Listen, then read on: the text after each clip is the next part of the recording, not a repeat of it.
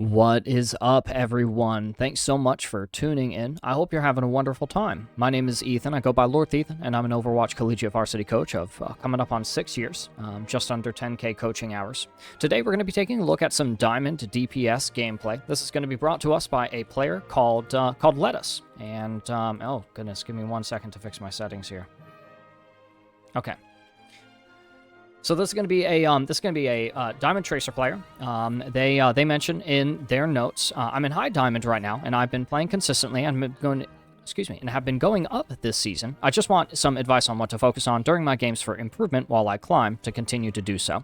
I personally think I struggle with taking angles, playing in the best position for the situation I'm in, and I feel inconsistent in my games. I used to be mainly a flex player, but I've also been on hit scans like Cass and Sojourn mixed in with Genji Tracer. Would love some help. Thanks so much. Well, yeah, hopefully we can get there. And it's going to start, honestly, what we're going to see pretty early on is making sure that we're playing ranges that we're really comfortable in. I do want to remark, just interesting to me, how like their Tracer has her crosshair over you long before you have yours over her. So just a general FPS discipline is to have your crosshair over the positions where enemies might pop out and get you. But also she already has you marked, so that's a huge advantage for her. Any amount of damage that she does to you is going to be pretty meaningful. It's nice that you're on a health pack here, but be careful that you're not playing it to her, right? We end up being a little bit confused here. We kind of maneuver around our blinks and her blinks, and I also think that this is a really uncomfortable kind of, I call them head-on confrontations, where honestly, we're liable to get our heads taken off by this end. I'm ultimately really glad that we don't, but it seems like our occupation with Tracer there on the off angle and the opening phases of that fight, or really just that fight as a whole, it ended up leading us to commitments that I think are generally a little less advisable, a little less safe. Crossing this distance against a Zen Hog as Tracer seems a little less intuitive to me, right? Oh, we get jumped by the hog. Make sure I have my volume low, just so that we can hear me and the music and everything. But, like, you can hear him clomping and stomping, lumbering around the corner. So make sure that we're scouting with our brains, right? And, whoa, the jumping. I see it. I'm going to comment on it again, but stop the jumping. Oh, that kills me. I don't like jumping for a whole host of reasons. Check any of my other videos or my long VOD reviews to see. Again, just a little note here. FPS Fundamental. It's weird that you're looking this direction at a time when, when Tracer is rounding the corner onto you. So again, crosshair is not on where your adversaries are going to show up, which means that you're going to get jumped here to instantly take over half of your health pool and be forced off of this angle. In fact, it almost looks like we're even a little confused about whether or not to go for the mega pack. Yes, go get the health pack. This isn't a place that you can be for too long. You've suffered mounting disadvantages, including not having your opponent scouted in advance. You also got jumped by them. We're taking a head-on confrontation against the Cassidy, which makes me really uncomfortable. And I don't like doing the same things over and over again. So that's as grand, or that's like as zoomed out as like setting up for two different fights the same way, right? Over the course of like, maybe 40 seconds to a minute. But it also is like as simple as this one, where we've already been up here, we've already been flashed by the cast, and then we're going right back up to that angle again. If they didn't kill you the first time, you are not entitled to think that they ain't gonna kill you the second time, right? And high-level players will absolutely be ready, because all I need to do as Cass is just hold my crosshair over where I knew the Tracer just was. And if she pops back out, then boom, it's just a click and a shift away, right? I don't need my mag grenade or my hinder, because I've already seen where she is. I don't need to slow her down or hinder her movement. This is what I was going to mention. I don't need to slow her down because I can put my crosshair where she's going to end up fast. Hopefully that word slot made sense. Okay, so this is what I mean. By the way, stop jumping. Stop jumping. Stop. I'm serious. If we get nothing else out of this VOD review, stop jumping. That can literally be it.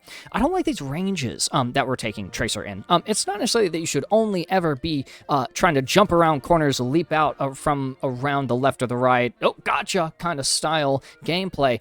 But isn't this kind of an interesting range, an interesting angle, right? The Tracer is very easily able to recede into this angle, which is fine. I would rather us play closer to our walls, corners, and covers in general. See any of my other VODs. And honestly, it's strange that we're maintaining these ranges against the Tracer to me, where we want to close the distance. But closing the distance also means using one of our blinks, which, by the way, we're also using to pretty much travel in a straight line at a Tracer that is already aiming at us. I'm going to let us, the audience, I'm going to give you guys some credit and let you put together why that is inadvisable, or ill-advised, maybe, is the word.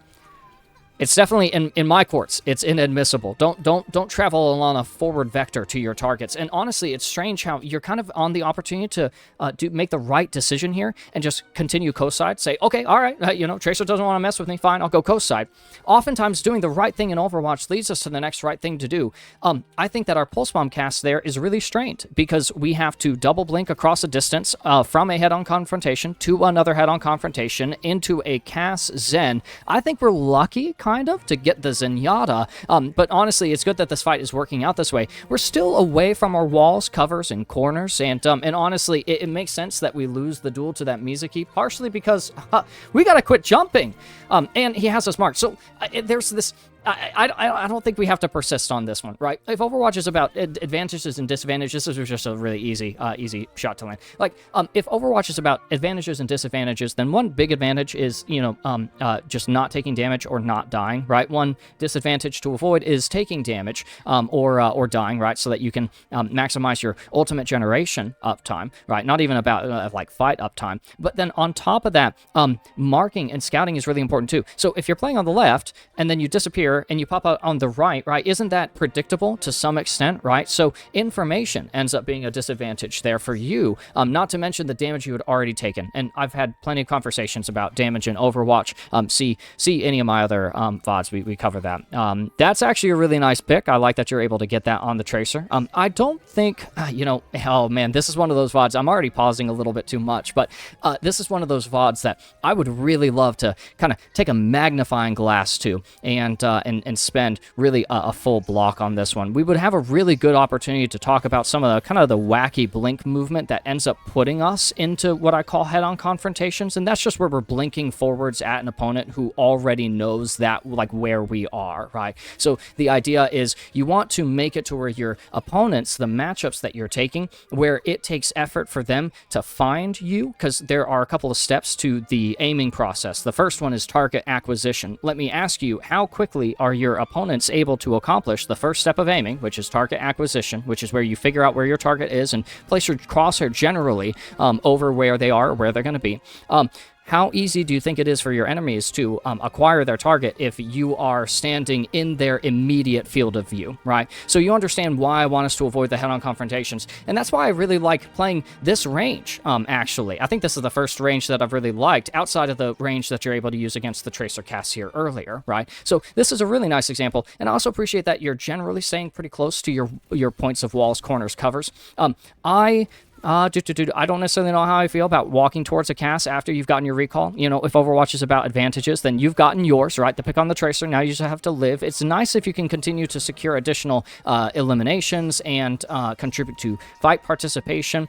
It's great to get some of these cleanup kills, and man, it feels fantastic shooting targets who are existing on the objective that they have to control or lose, that they're unlikely to get, while we traverse out in the middle of the open on a character that really doesn't want to be anywhere near to the middle of where any of these fights are concentrated. Yet I don't see us playing satellite to these fights quite enough. The visualization for me is something like the Earth and the Moon, or the satellites that orbit at the outer bounds of our atmosphere. That's really the proximity or the general location to these fights that you want to place yourself at, especially if you're playing characters like Tracer, Lucio. You really want to be dancing along the outskirts of where these fights are happening, not so far that you're unable to participate or that you are forcing yourself to play beyond your effective ranges, but not so close that you end up being able to be the target, the sole target oftentimes of the aggression. Stop jumping! Stop jumping! I'm gonna lose my mind. And I really like that that you're able to follow up on that kill. I don't like taking damage that we can't justify. So after you get this, I think continuing to like lurch forward into like incidental Zen spam is a little bit weak. I actually don't mind this. This is exactly what I'm talking about, right? Kind of skirting around the outside of the arena, and so this helps you dismantle their comp. And look at this, you succumb to a little bit of pressure the moment you place yourself in the middle of not necessarily where the fight is concentrated, although this core, this Reaper Mizuki core, is all that remains of that. And oh, you're getting so greedy on the Tracer. Don't just stare at the wall, shoot it! It breaks. You can absolutely free yourself from the condemnation of this fate which has befallen you, which really you actually simply welcomed at seeing the wall and thinking to yourself, all hope is lost. I'm not going to fire my bullets at this breakable object which bars me from rejoining my team. But honestly, the mistake isn't even not shooting the wall. It's coming out here for the Tracer, playing on their side of the choke when we've already established all the advantages that we need to. Isn't an advantage for you to kill a Tracer while they're resetting, while your team just needs to play a defensive position in the choke to suppress efforts for red team to touch the objective. I'm curious about where you place the emphasis of value in the context of a fight where you're able to get that Tracer and you're still dying in the process. Your damage, your pressure, your ability to play on the outskirts of this arena and dismantle their composition the same way that you did in the first fight of this round, all of a sudden now denied from your team on the basis of what? Greed and a Tracer diff? Are you wanting to regulate the forward space? We are losing every single time we place ourselves in the immediate vicinity of the characters that play in the spaces that they are in, right? So Reaper likes to play some of these hideaways. I think we're too close to the concentration of the fight. I think that we should be going left or right. And if the plan was to be here, then we probably should be here anyways. And if we're worried about taking damage from the Tracer here, then we probably should be here, emerging from that angle, which means we should be setting up as early as the moment we walk out of spawn. We should be setting up to play through there, right? And the importance of mentioning something like this is the fact that you really want to make sure that all of your synapses are firing the entire game. Very, very risky. I like the payoff that you could get here, but you're now faced with a head-on confrontation and you have to bail. And I think that that's actually some really nice discretion there. I really appreciate that. Moving to the hazard, you see the Death Blossom coming, and you just need to you just need to stick him and then recall.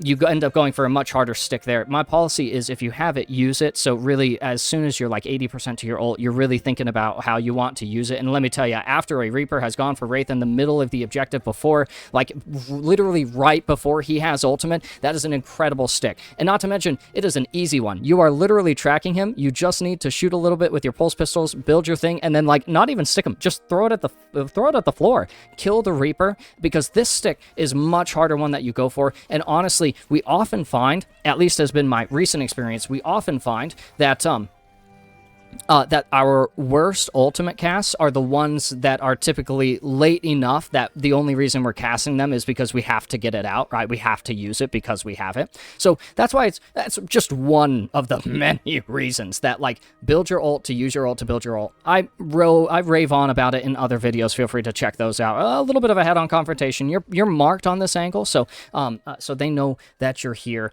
They're going to want to be ready to be responsive to you. I want to go back to the point I was trying to make earlier, and that is simply that when you respawn, you should already be thinking about where you want to be. I haven't gotten to mention this in a couple of videos, but you should really be thinking about like 8 to 12 seconds in advance.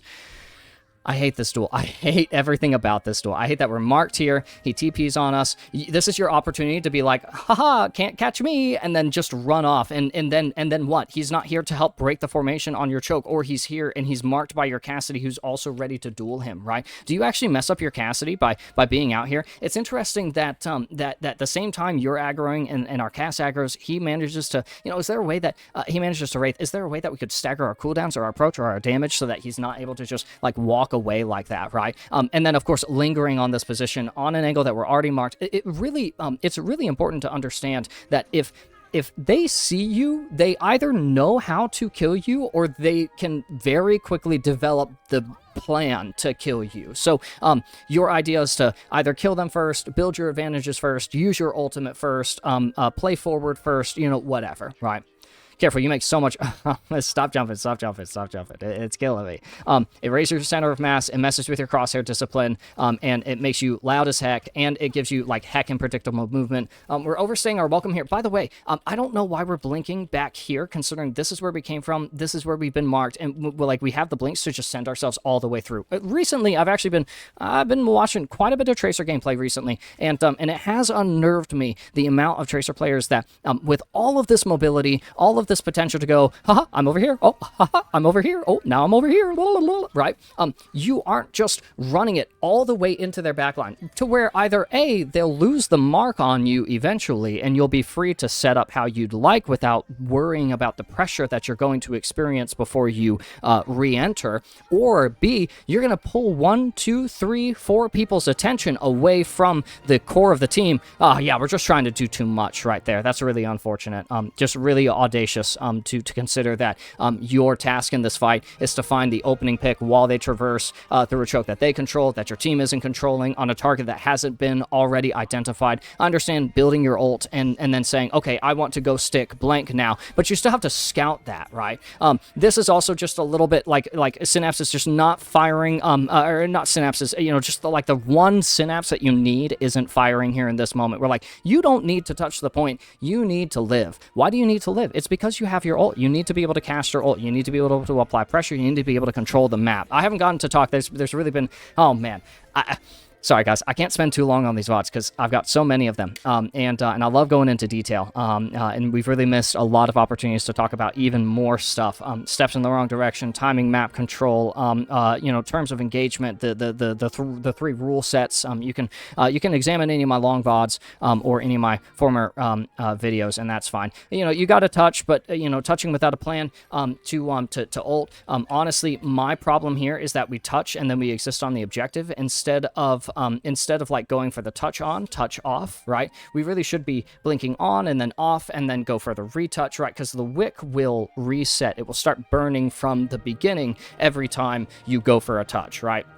So what you're really wanting to do is just get the wick burning, get the wick reset on the overtime meter whenever you get the touch, and that's going to buy you the most amount of time. Overwatch is very much about purchasing for ourselves each of those incremental little moments that amount to windows of opportunity to build advantages in consecutive fight phases. That's how to win Overwatch, and that's also something worth mentioning here. That's also something that the scoreboard will literally never, ever, ever show you. So all more scoreboard readers, quit that. It's a terrible way to collect information on the game. Let your blinks regen before you engage into this into whatever duel you're about to take. You're still doing too much jumping. I don't like it. I don't like it. I'm not entirely sure. Oh man, there's something with the aim here that I'm honestly like a really big fan of the mechanical output moments that we see.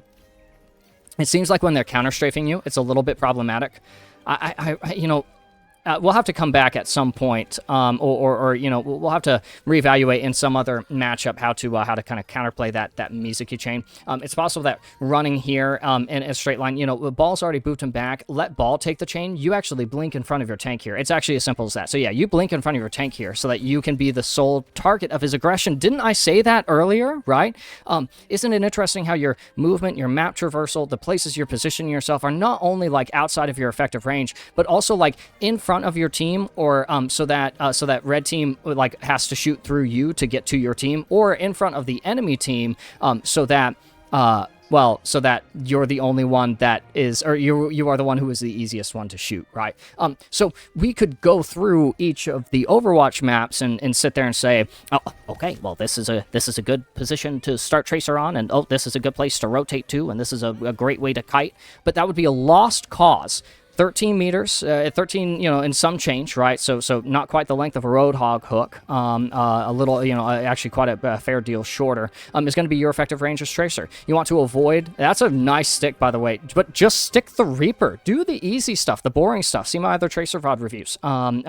He's right there. You can force the Wraith, and honestly, you don't need to secure a pick onto the Tracer. You don't even get the pick. It's a nice stick, by the way. That's like a really clean stick. But if we lose this game, I'm going to say it's deserved because you were occupied with a condition which is absolutely not formatted for a victory for your team on this point, right? Killing the Tracer with a pulse bomb, getting the diff in some of these duels that you've sought, that honestly you have looked unprepared for because you aren't putting your crosshair in the right spot, right? That has really hurt the opportunity to be as engaged as we could be. I don't know if I like picking the fight with the Tracer here. She's able to get quite a bit of damage onto you. You're not doing it in the context of your team. Like, you're literally just like doing, I mean, oh man, this reminds me of like the 4-1 split. We can't go into it, but man, I've got a history. So I don't like the playing by yourselfness kind of deal. I want you to stick the Reaper and oh my goodness, I'm gonna lose my mind. I actually kind of forgot what I was talking about a second ago. Oh, that we can look through the map and say, okay, well, this is where to position, this is where to position. But ultimately, 13 meters is your range. You're not blinking from cover to cover. I mean, you should literally the only movement that we should be seeing is from point of cover, blink to point of cover, blink to point of cover, blink, double blink to point of cover, blink to point of cover, right? You should never be blinking from out in the open to out in the open, right? Just as a really solid, fundamental, high-level tracer rule of thumb. High-level tracers aren't the ones that go for the stick on the enemy tracer at a fight phase that is absolutely inconsequential, or that killing the enemy tracer in is not consequential to the favorable outcome of that fight, right? We aren't going to win fights just because you stick the tracer, right? Especially for high level. In fact, really, that's a huge advantage for a red team, especially in this instance, right? The high-level tracer is the one that says, oh, they're out of my effective range. I'm not going to shoot them yet. I'm not going to reveal myself. Oh, they see me. Okay, I'm going to rotate to a new angle. Oh, okay, my only option to kill this target is to move in a straight line at them and use all my blinks to do so and probably have my recall forced before my team is actually engaged. I'm just not going to walk. I'm literally just going to go find a corner to hang out in. Sometimes Overwatch is very much about just sitting still and doing very little, right? So I really don't mind taking those options. Those options. Oh my goodness. Sorry, I went AI mode so that I could get the song replaying. This VOD has gone on far longer than it actually should have, and it's not even quite over yet.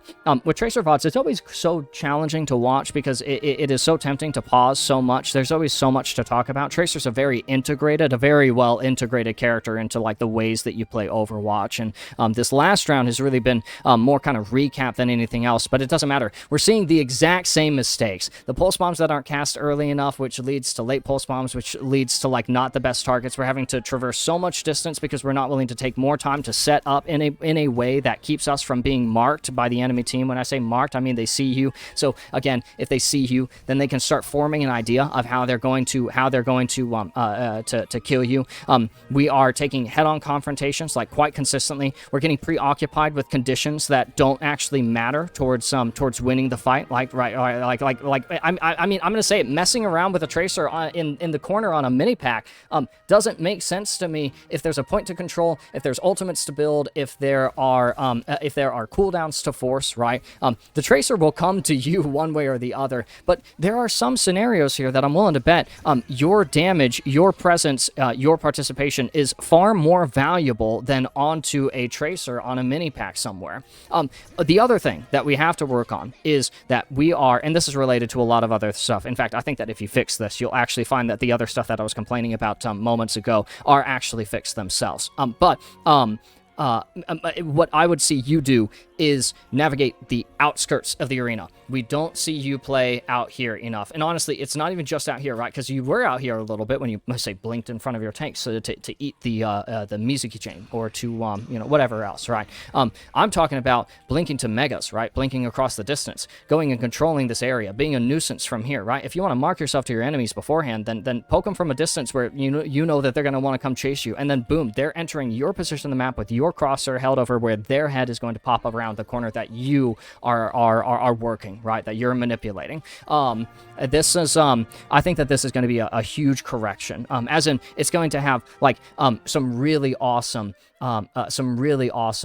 benefits as far as the little things that get corrected by oh goodness, I don't have the music just auto cut off. I'm gonna have to fix that in my OBS. Recordings are a little bit scuffed. I'm doing a lot of experimenting at the moment, so I appreciate you guys bearing with me.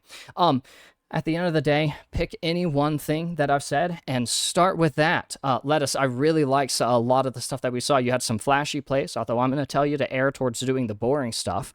You had some flashy plays, you had some really nice mechanical outputs, and I think that you absolutely will find that it is that climbing continues to be pretty attainable. It's just a matter of making sure that we are well attuned to those FPS fundamentals, especially on this really FPS kind of fundamental rule heavy character. And TRACER's a great character for Overwatch because she kind of gets the Overwatch rules and the FPS rules very well integrated. Although I'd say a lot of the characters are like that. At the end of the day, it is in FPS. We don't have to make it more special than it is. So as far as an overview, everything. And I'm gonna say that every single video, guys. We're gonna change our approach going forward a little bit, just to save a little bit of time.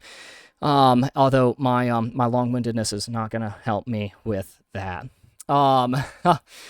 Lettuce, a huge thank you goes to you for providing your gameplay to be showcased, marked for improvement, and shared with many others who may benefit from these same insights.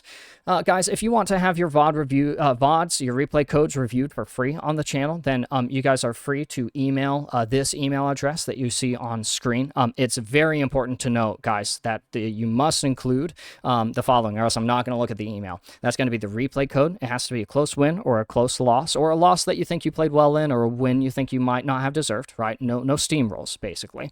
You need to place include your IGN, your current rank and division, your role and your heroes, any competitive goals, and then any specific questions you want answered, or any pertinent insight of like the match itself, right? You can also fill out the form linked in the description below. I think I've got a couple of regulars who are going to be really excited for this. But guys, it is really important to note a couple of things. Number one, multiple submissions are unlikely to be reviewed. There's just so many people that we got to celebrate. So stick around for news about the Discord server, Patreon support methods that like put you in a great spot to receive that additional attention that all of us like really do deserve, guys, but there's just not enough time and resources for. I do have a limited time, even after like monetization, right? So please be patient, guys. And I'm sorry, but don't be upset if I can't get to your VODs before patches and seasonal updates wipe your replay codes. You guys can always generate new codes and send them again, right? In fact, there's even on the submission form, there's even a little info on that. Guys, for affordable professional standard coaching, feel free to DM Lord Ethan on Discord for full block one-on-one VOD review sessions or discussions. I also do team or group VOD reviews or scrims starting at 20 and 40 USD. As always, guys, thank you so much for watching. All of the support, especially early on, goes an incredibly long way, and it's helpful in ways that like none of us could actually truly realize. If you're new to the channel, thank you so much for sticking around and watching. If you're a regular, you have no idea how endlessly grateful I am. If you're a hater, leave a comment. I'd love to hear from you. And if you're just along for the ride, like myself, then stick around, guys. It's going to be an unbelievable journey as we careen continuously but carefully towards our destinies. Leave a like, a comment, subscribe to the channel, and enable notifications so that you guys can see the instant that new videos premiere. Thank you all for watching. Remember, guys, to be good to each other, be fair to yourselves, and I'll see you guys on the next one.